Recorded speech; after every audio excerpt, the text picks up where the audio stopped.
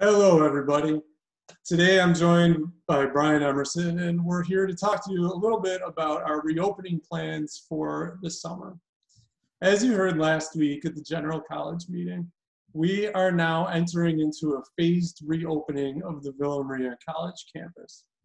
And as we do this, we are, of course, being guided by New York State and by our county and region in determining who we can bring back and when we can bring you back to campus. Our highest priority is to make sure that we bring you back in a safe way. So we're doing a lot right now to plan for and to ensure that we have certain protocols in place so that when you do come to campus, we are doing our best to mitigate any risk that you might have. We're also working really hard to prepare to have students return to our campus in the fall. As you know, we are committed to having an on-campus experience for our students as long as the conditions permit. It will look and feel a little bit different, both in the classroom as we do some hybridized learning, but also in the hallways and the dining halls and the other areas of campus. But overall, we're trying to maintain as much of the regular Villa experience that we've all come to love as we possibly can. So to do that, we have, as I said, a phased approach to reopening campus. And so I'm going to turn it over to Brian to talk a little bit more about what those phases entail. All right. Hi, everybody. We shared with you today in the email that you received that you're watching this video in our reopening plan. And so it's called the Villa Maria College Coronavirus Response Policy and Procedure. And this document has been worked on by the cabinet and many others for a number of weeks based on guidance that we've received from the state, from local governments, from CICU, and many other sources. And so this document is guiding our reopening process. And we want to make sure that you have a good introduction to the document and that you spend some time reading it. And hopefully it'll answer as many questions as you have. And as always, please feel free to email one of us or your area vice president or your supervisor if you have any other questions. But let me start by just giving you a brief overview of the plan, how it works, and then we'll talk about the reopening phases. And so probably the thing everyone's most interested in is reopening. So that's one of the first areas that is hit. There is 4 phases outlined here and various employees coming back in different phases. Linked within the document is another document which has everybody's name listed in what phase they are scheduled to return back to work in. There's a section on social distancing, on testing and health screening, work from home policy, which we've developed, we've begun to develop here, hygiene and cleaning protocol that we'll have in place for when we return, communication, and a few other points of interest. So let's talk about reopening, as that's the area that most everyone's interested in. As we have said, and as we have already started, we began phase 1. And so we were able to bring back our maintenance staff, our custodial staff, our IT staff is on campus, and we're allowed to have construction. And so we have done so with health screening in place, which I'll talk a little bit more about very soon. Phase 2 is set to begin on June 8th, and that date is Villa's decision. New York State might start phase 2 in our area as early as Tuesday, June 2nd, but we're going to wait until June 8th to make sure that we've got a good foundation under us and we have everything ready to go.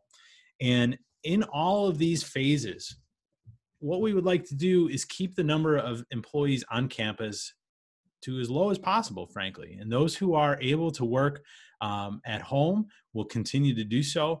And really only people in phase 2 that we're inviting back are those employees whose presence on campus is essential to administrative functions related to enrollment. And so that might be some staff from admissions, financial aid, business office, registrar, success center, etc. And we want to keep that number of employees low. In phase 2, there'll continue to be health screenings, and we'll be working on preparing for the fall semester. In phase 3, which is tentatively set to begin on June 15th or June 22nd, we are going to reopen the food pantry to food pantry clients. And so we've had a lot of feedback that this is a much needed area of service in our community, and we are looking forward to reopening that.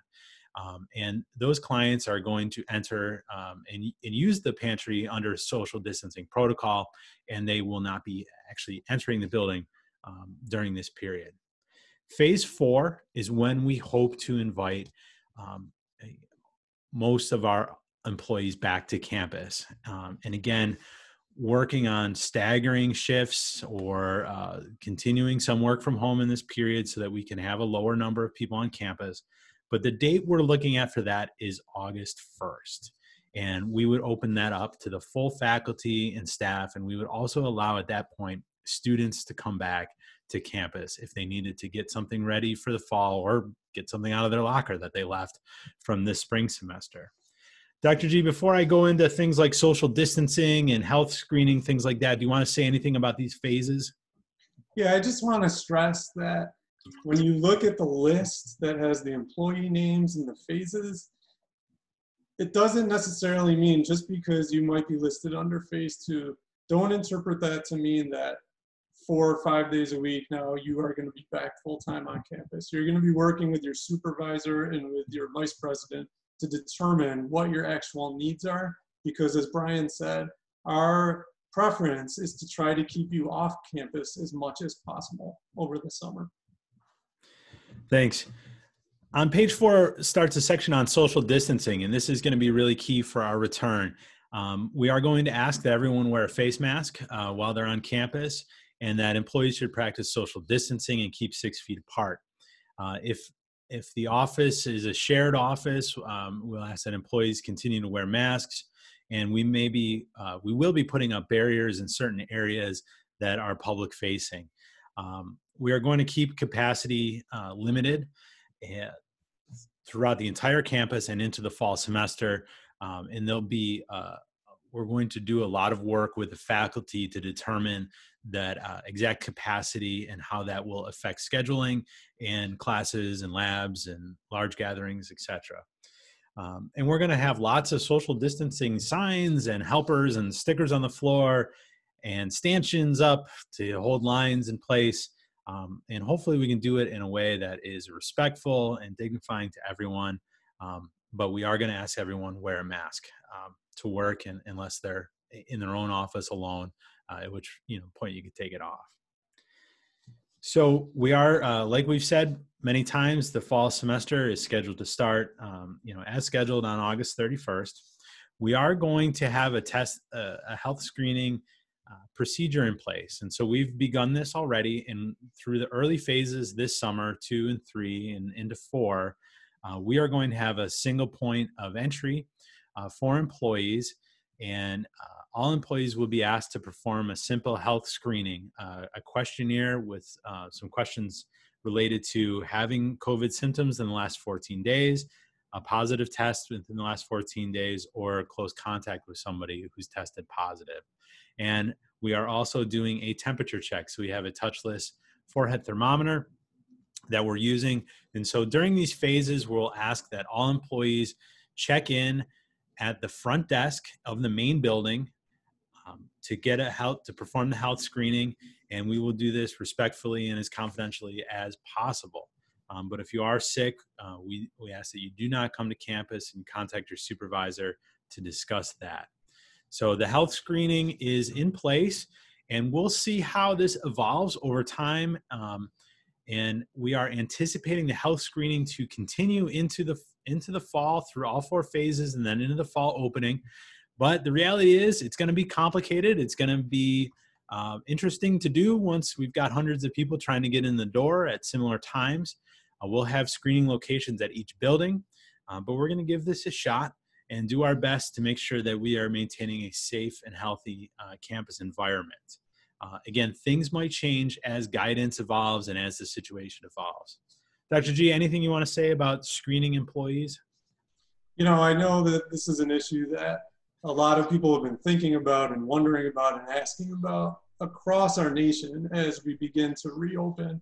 And again, we've spent a lot of time trying to figure out the best way to do this, but as Brian is saying, I'm sure will be some kinks that we need to work out.